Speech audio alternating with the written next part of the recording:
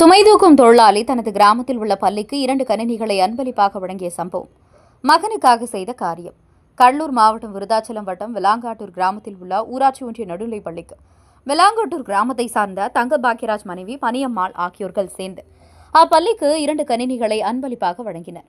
இது குறித்து அவர்கள் கூறுகையில், காரணம் தனது மூத்த மகன் பிரவீன் என்பவர் மன வளர்ச்சி குன்றியவராக கருதப்படுவதால் கற்பிக்கின்ற பாடம் நினைவில் இல்லை எனவும், என் பிள்ளை கல்வி கற்க முடியாவிட்டாலும் என் கிராம பகுதியில் படிக்கின்ற ஏழை எளிய மக்கள் கல்வி பயில மற்றும் கணினி கற்பித்தல் ஆகியவைகளில் முன்னேற்றம் ஏற்பட வேண்டும் என்ற நோக்கத்திற்காக வழங்கியதாக தெரிவித்தனர். மேலும் ஏழை எளிய மாணவர்களுக்கு கணினியை கற்றுக் கொடுக்கும் ஆசிரியர் ஒருவரை பள்ளி நிர்வாகம் நியமித்தால் அந்த ஆசிரியருக்கு கூட என்னால் குறைந்த ஊதியம் வழங்குவதாகவும் தெரிவித்தார். அவ்வாறு கணினி வழங்கிய பாக்கியராஜ் என்பவர் சென்னை கோயம்பேட்டில் சுமை தூக்கும் தொழிலாளியாகும் வேலை செய்து வருவது குறிப்பிடத்தக்கது.